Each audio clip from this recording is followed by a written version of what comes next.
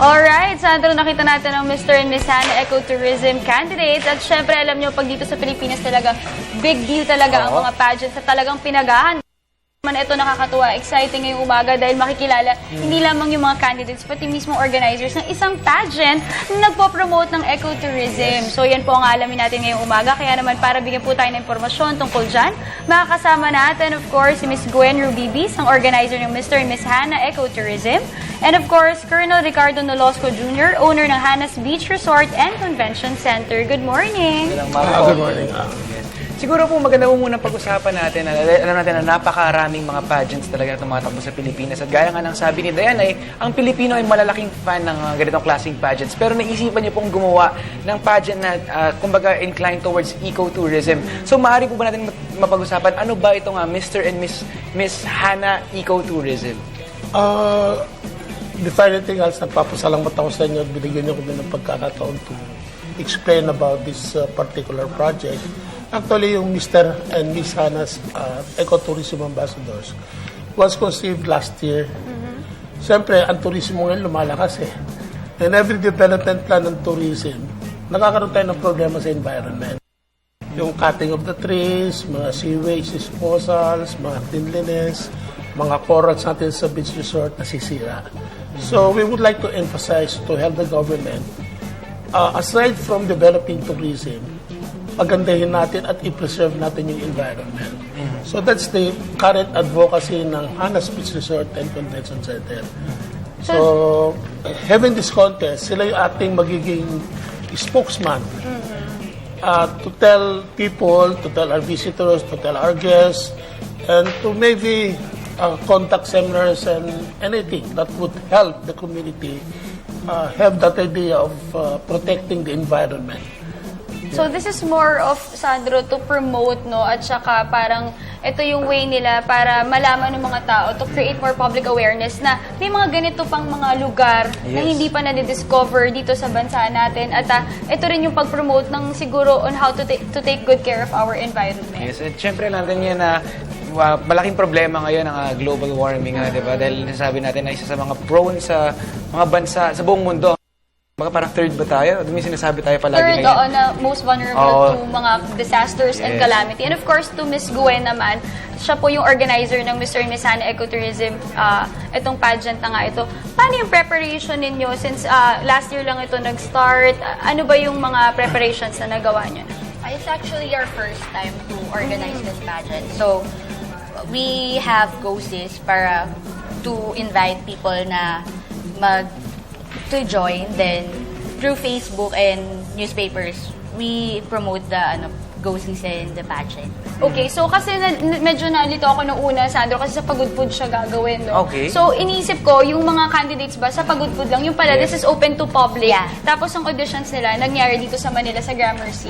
Okay, and then, kumbaga, meron tayong mga ilang contestants na napili para sa ecotourism. We already have the pre-pageant already. Okay. It was held in Pacho de Manila. Okay, and then the actual pageant will be happening in Pagod Food po? Yeah. Kailan? May 17, 2014. So, May 17. So, mga dapat natin abangan. Isang pala eh. Oo, ang Little, preparation nila. So yun, gusto ko rin tanongin, syempre parang ngayon bilang sila yung mga contestants sa pageant natin, hindi lang naman sila contestants, sila ay parang kumbaga magiging mga ambassador din natin for ecotourism. So ano yung mga bagay na kailangan nilang maipromote with regards to ecotourism? And syempre, kailangan nilang ma-personify nga ito, yung pagiging ambassadors of ecotourism. So ano yung mga importante na or mga crucial details about them presenting themselves na kailangan nilang maipakita kumbaga sa publiko? They should be willing to promote the resort, syempre. But parang they have to have it to themselves na ay gusto ko to. I want to promote this thing para kasi you have to be eager and determined na ma-promote ang isang bagay bago mo siya ma-promote, diba? So, yun. So, besides magkakaroon sila ng privilege to be the ambassador or spokesperson sa ecotourism, ano pa yung ibang mga benefits na makukuha? Sabihin na natin yung mga prizes ng mga mananalo.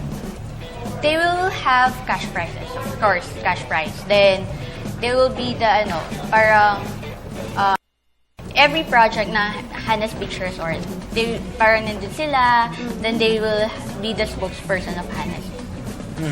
Do we have any plans of, kumbaga, sending them to other pageants also with regards na, parang, kumbaga, ecotourism ambassador of the Philippines? Meron ba tayong mga ganitong nakikitang plano for them? Actually, we are trying to consider the idea of maybe having a franchise approved to have this pageant maybe go international. So since ecotourism does not only deal with the Philippines, but everybody in the world should be concerned. Di ba number one ang tourism sa lahat ng areas? So, we really need to protect the environment because of the global warming, as you have said. Nakita nyo naman yung mga disasters natin. Yes. So, it's getting worse. So, by developing ecotourism at saka making them aware of the environment, protecting the environment, at least that's the advocacy na we will really promote. At siyempre, we have the page and sabi nga nila, we need beautiful people. Promote beautiful places. So, yun. Kaya, definitely, all of these are to be accomplished because of this contest. Alright, Sandro, kung may binibining Pilipinas, Mutiana Pilipinas, Miss Earth, lahat na ng pageants, ito ang pinakabago natin abangan, Oo yung nga, Mr. and Miss Hana Ecotourism. At dito talaga maganda kasi hindi lamang ganda ang papakita ng mga kandidata natin, kundi pati ang talino nila. At magandang itong way na to na promote din yung ecotourism nga na pinag-uusapan natin. Siguro at this point, do you have any message, Colonel and Gwen? Okay, I would like to invite everybody to watch the finals of this ecotourism that would be held on May 17 to 19 at Hanas Beach Resort, Pagudpud, Ilocos Norte. It's considered the crown jewel of the North right now. It is the emerging adventure paradise because we have all the longest zip line now at Hanas. Wow. Yes, wow. In the world. It's a 1.3 kilometer zip line. May super, diba? Pinakita sa akin ni Colonel kanina, ang ganda. Mukhang maganda ang dalawin niya. Perfect time You pa know? yung zipline, isang paalam na. Actually, it's one of the resort now in the Philippines, maybe in Asia, na you consider it as a park. It is a camp. It's a 8-hectare land mass, kaya maganda. At sabi nga nila, very friendly, good for the family, even for sweethearts. Ako, tamang-tama. Pumunta na tayo. Oo nga, ngayon kasi summer pa ngayon, baka mga boss tayo dyan na wala pang vacation destination ngayong summer. Ayan, perfect Kasi lahat yan. nagboborakay. Oo. Ito, baka hindi natin nakikita pa yung Correct. mga di ba? Mas magaganda pa dun sa Oo. mga akala nating maganda. Maganda na. Oo. Sabi nga nila, most of our visitors would advise us na parang nasa ibang bansa daw sila because of the World class. world class ang dating daw at saka malinis lalo ang area. Alright, Gwen? Good luck to the contestants. Then, do their best. Yun lang. Alright, thank you so much for joining us this morning. That was Gwen Rubibis, ang organizer ng Mr. Tourism. And of course, Colonel Ricardo Nolosco Jr., ang owner po ng Hanas Beach Resort and Convention Center. Pero ngayon naman, Sandro, ito na, pinaka-exciting ngayong umaga dahil mas makikilala na natin na mabuti ang ating mga candidates. Kaya na mapuntahan natin si Jules Giang. Maraming salamat sa inyo, Dayan at Sandal. Siyempre ngayon nga, kasama ko na ang mga magigiting at magagandang mga candidates ng Mr. and Miss Ecotourism ng Hanas Beach Resort. Kaya ngayong umaga, mas makikilala natin sila. Simulan natin sa kanan ko. Hi, I'm John Mark, 20 from Davao. Hi, I'm Rachel Victoriano from Cavite. Hi, I'm Luis Madrigal, 25, Makati City. Paula Bianca Banden Ende, 19 from Nueva Ecija. Hi, I'm Sar Christine Reyes Bona, 23 years old from Iriga City, Camarines Sur. Hi, Justin Batong, 18 from Tondo, Manila. Hi, Jules Giang. Okay. Yan, so syempre, since this is an advocacy pageant at since ecotourism yung pinag-uusapan natin, syempre mga boss, kailangan natin malaman kung ano nga ba yung na advocacy regarding ecotourism na ipinaglalaban nila. Kaya syempre simulan natin dito naman sa kaliwa ko. Ano ba yung specific advocacy na syempre gusto mong isulong pag naging ambassador ka na nitong Miss Ecotourism? Ako po, yung gusto kong yung advocacy na gusto ko is regarding waste management. Kasi po, especially sa mga beaches ngayon, basic lang siya, pero it will help a lot. Especially, alam po natin, lalo na yung mga seafoods natin, kinukuha natin yan sa dagat. Para yung future generation po natin, healthy pa rin yung mga water resources. Right, next. Ganun din po yung sa akin. We should do the reduce, reuse, recycle of waste para naman mabawasan ang basura dito sa Pilipinas. Para po sa akin, plant more trees. Kasi po ito po yung nagko-cause ng baha. Kaya para po sa akin ito. Alright, so meron na tayong waste segregation and plant for trees. Dito naman sa kanan ko, ano ba ang pinaglalaban mo? Well, for me, simple lamang po. Protect your environment so it will protect you.